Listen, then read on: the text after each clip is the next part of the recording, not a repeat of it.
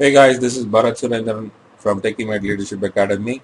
And so what we do, we mold talents and help creating remarkable teams, right? So in this video, what I'm going to talk about is um, getting your dream job.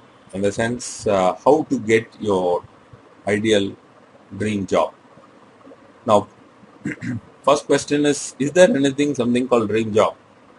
I think it is actually a dream of most of the professionals to get actually a dream career or a dream job. If you go and talk to even the most senior person in a probably a corporate setup, you will get an answer. Probably he might be telling you in a private conversation that there is nothing called actually a dream job because you will not get it. Why? Why do you think somebody says like that?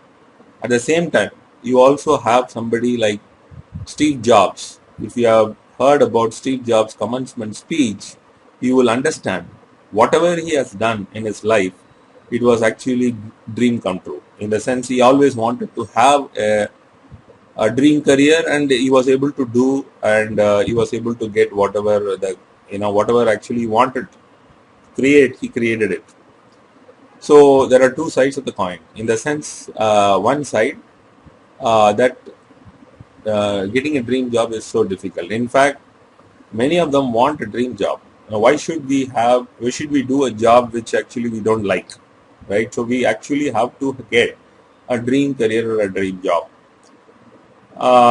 If you take any individual, no one individual is same in the sense, uh, if you take say a set of people, everybody is unique in their own making. In the sense, you will find that their personality traits are different. The way they approach certain things are different. Their communication skills are different. Their talents are different. Their strengths are different, and so on and so forth. So their education is different. Everything is different. So if that is the case, even in the same classroom, you have people who have went through the course, let's say engineering or whatever, in the same classroom, you will find everybody having different strengths altogether. So you, even if they get a high mark, doesn't matter. And from in the academics, people, many of them never knew one factor, that when you go outside the colleges, the recruit is not based on the marks but actually based on other criteria. What are those other criteria? Of course, one is aptitude, another is communication skills, another is people skills, and so on. So they give a test in the colleges and then they recruit. But beyond the campus recruitment, if you really see how they recruit is actually not based on the marks or the grades. So there are various other factors which are uh, considered for giving a particular job or whatever. But then most of the jobs are not dream jobs. Why? Because most of the organizations are not actually going to analyze the person's strengths and what kind of job will suit him and all those things, and then probably give that particular job to that particular person. Most of the time, what exactly happens is the organization already have a preset of so-called the job requirement. That is, in the sense, they will have a job description, specification, and so on. And based on that only, the candidate is selected, and in the selection process, probably they will make a compromise on certain aspects also, and then probably they will select that particular individual. And the career path also, person takes it because of the opportunity he gets. There might be somebody who might have passion in probably in art or designing, but that person might get a job somewhere in sales and marketing, or probably he might get a job in technology. So if that is the case, then person actually takes up that particular job because the first job most of the time it is beyond him, because whatever he gets, he just takes it most of the time. And once the first job he does in particular field or particular domain or expertise or whatever, the next job if he goes, he is more likely to keep doing the same kind of work. So because of this factor, many of them are not able to find the dream career and dream job. So getting a dream career is in fact actually a dream. But then it is even possible to get a dream job. How do you do it? You have to be very much adamant. You have to be very much, what to say, you have to sacrifice lots of things to obviously get a dream job. It is not so easy. Not that everybody gets a dream job. So first, number one is about exploring what is your passion. What do you really like to do? You might like certain particular field. Choose that particular field. It can be, say, for example, it can be cooking, or it can be, fast food industry. You can choose fast food industry. It can be music. You can probably take up sound recording as your career. Or it might be something like, probably you might like to work in a kind of export and import kind of business. And also you might probably have passion in you know interacting with various people and so on, things out. And you can actually take up a career in logistics as well. So you have to choose based on your interest and passion and all those things. Number two, the strengths. In a sense, do you have the strength in doing that particular job? So you have to evaluate, and it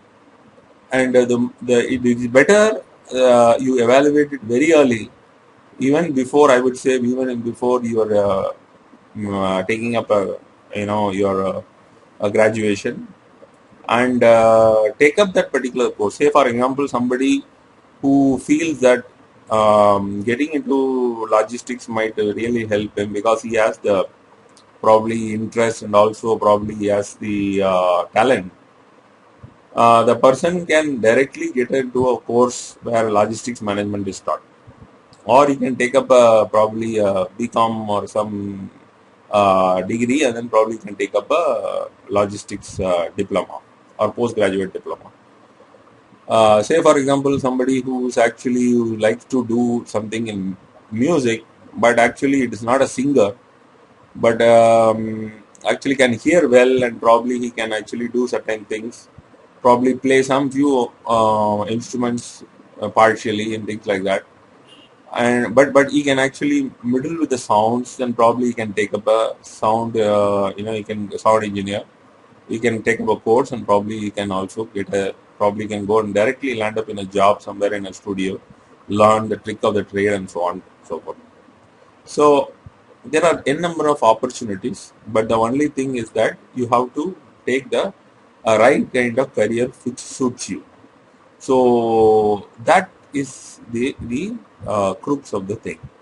So instead of taking up only mere engineering career, people can actually go and opt for various different kind of career, which actually suits their nature, suits their needs and so on.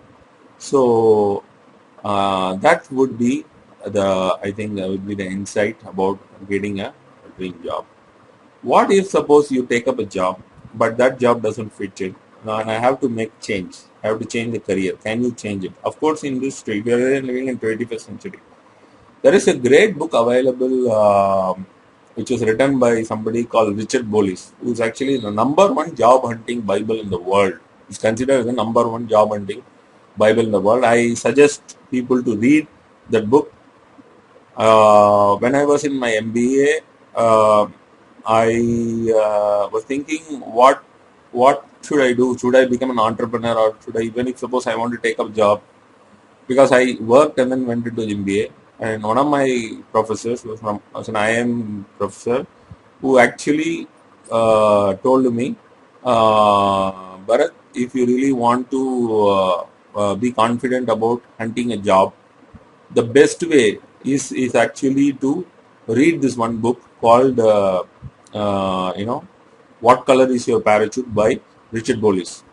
So I think it was at the time it was a costly edition. I just grabbed that one from the landmark bookstore and just bought it and just came and read the entire book. It was a phenomenal book.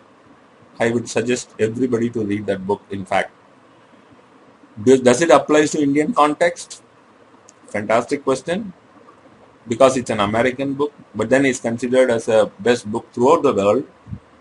Does it actually apply to Indian context? I would say, of course, it should.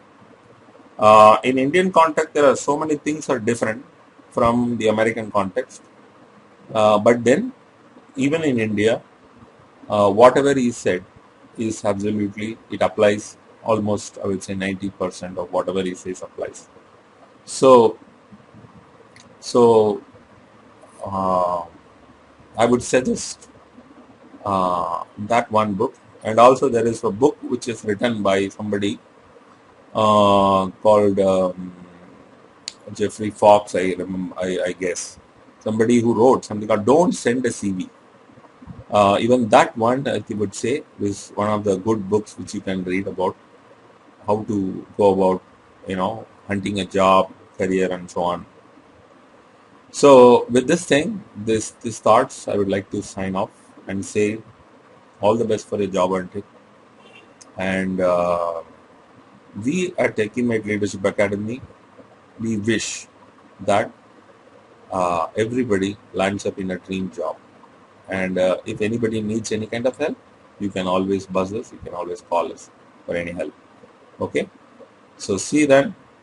Have a great day. Thumbs up.